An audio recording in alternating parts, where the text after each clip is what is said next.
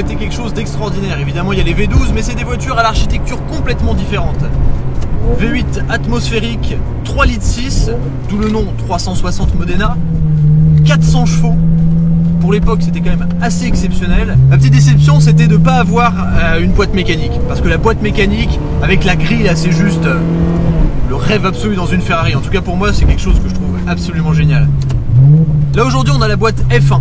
Donc, c'est une boîte à simple embrayage, très rugueuse. Mais il y a un truc que j'adore, et c'est quelque chose que je dis souvent dans les voitures un peu anciennes. C'est qu'il faut le temps d'apprivoiser la voiture. Il faut la comprendre. Il y a vraiment une manière très particulière d'exploiter la voiture et utiliser cette boîte F1 pour pas trop abîmer la boîte, parce que c'est quand même de la mécanique de précision, c'est une Ferrari, ça reste assez fragile. À chaque fois qu'on passe un rapport, donc on monte un rapport, il faut enlever très légèrement le pied du gaz, mais tout de même garder un tout petit filet pour pas que ça fasse un gros à-coup. Et de toute façon, dès qu'on prend la voiture en main, on sent immédiatement si on le fait bien ou pas. Parce que si on enlève trop le pied, on sent, vous sentez sous vos fesses le clac. Il y a un gros truc qui se passe. Et si vous accélérez encore trop, c'est très violent. Donc il faut trouver pile l'entre-deux. Et ce qui est extraordinaire, c'est dès qu'on peut ouvrir un peu.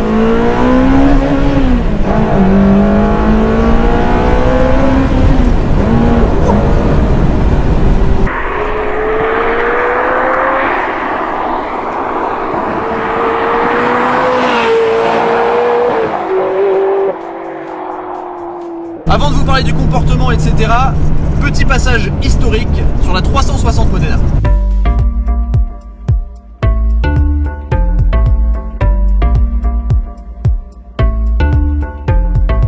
Sortie en 1999 pour succéder à la Ferrari F355, la 360 Modena est une voiture très importante dans l'histoire de la marque au cheval cabré. Pour la première fois chez Ferrari, sa carrosserie est réalisée entièrement en aluminium et la voiture est dotée d'aides électroniques bien plus performantes que son aîné. Enfin, performantes pour l'époque.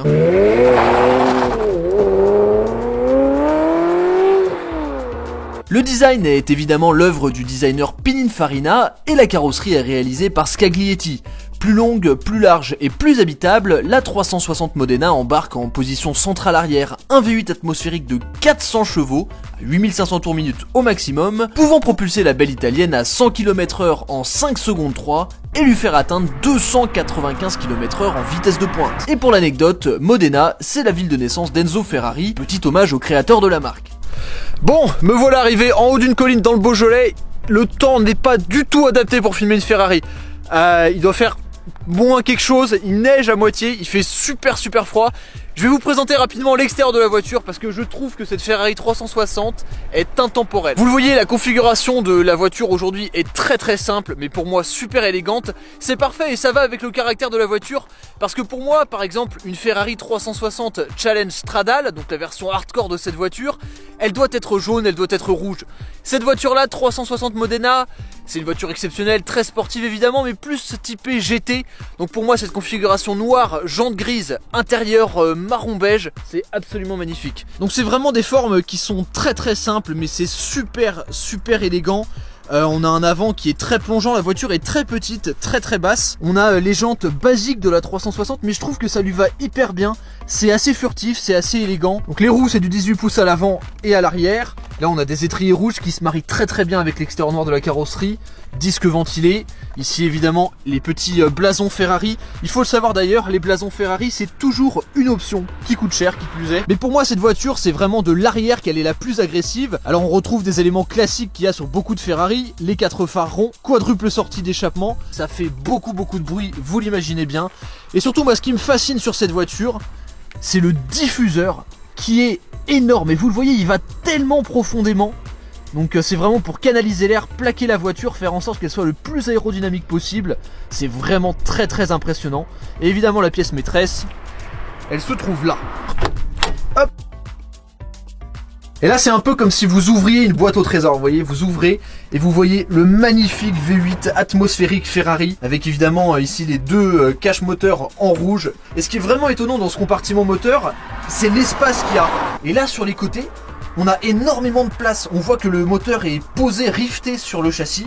qu'on voit ici apparent en gris là. Et le moteur paraît assez petit en comparaison avec la taille de ce compartiment moteur. Et là vous voyez ici donc le système échappement badgé 360 avec ici les tuyaux qui ressortent et qui vont jusqu'à là.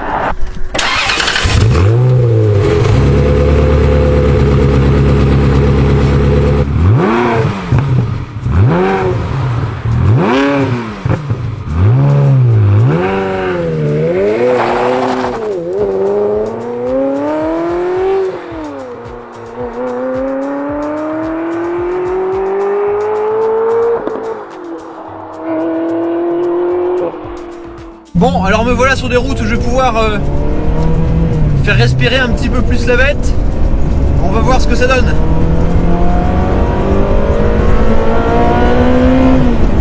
Le son du moteur est extraordinaire.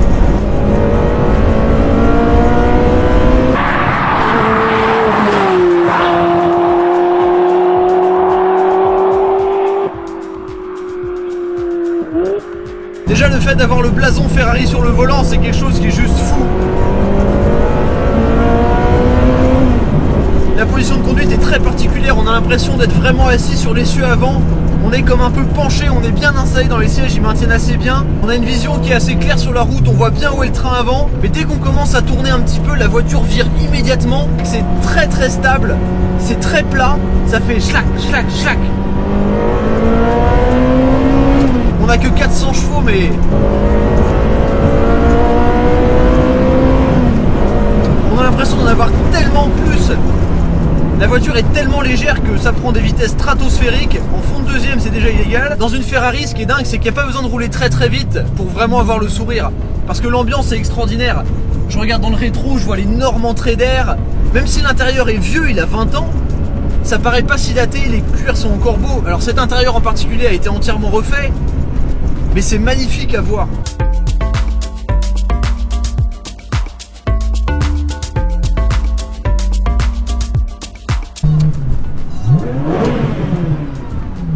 Voilà, ça c'est l'effet Ferrari. Bande de gamins sur le côté, un petit coup d'accélérateur, tout le monde est content. Alors j'ai eu la chance de conduire aujourd'hui pas mal de Ferrari, notamment 430 Scuderia, F430, 458 Italia, 458 Special et Ferrari F12. Donc ça commence à faire un petit paquet quand même. Mais je dois dire que dans chaque Ferrari on retrouve cet aspect très dangereux. Excusez-moi.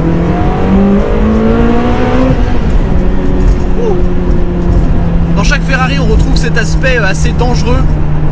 Et là je trouve que dans cette voiture il est amplifié.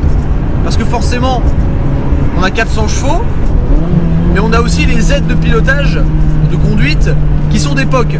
C'est-à-dire que l'ESP, si vous partez, même quand il est en mode on, ça rattrape pas grand chose.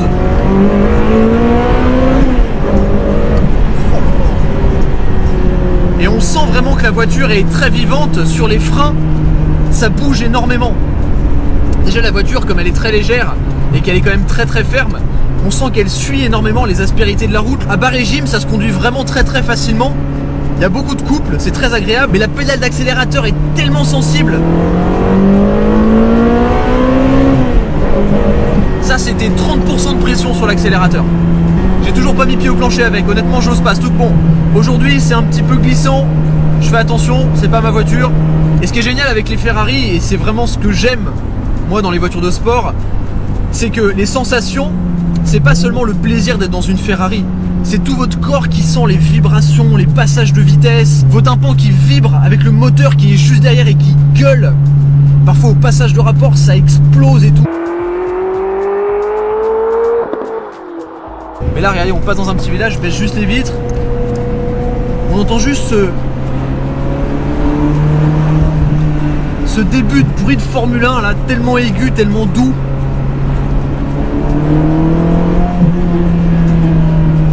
On se rend pas compte à l'intérieur, mais à l'extérieur ça résonne.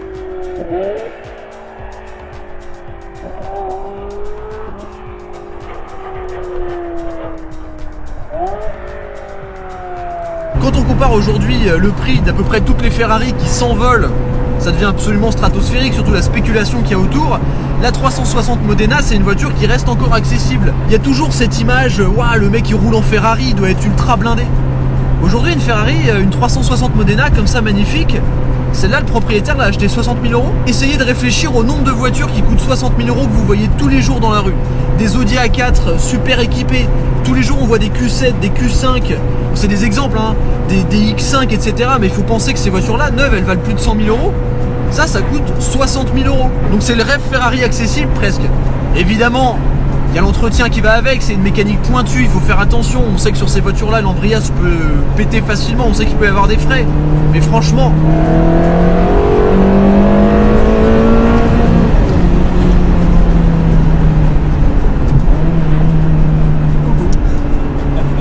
Les appels de phare, les gens qui font des pouces, etc. Tout le monde kiffe, tout le monde adore. Moi aussi.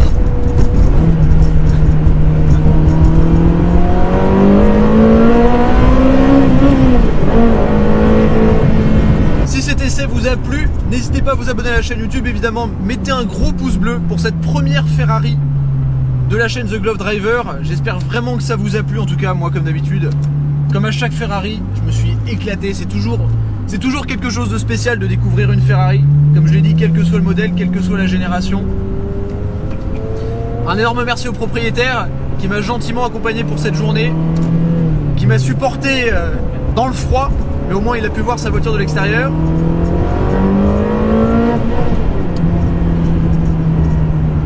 Extraordinaire.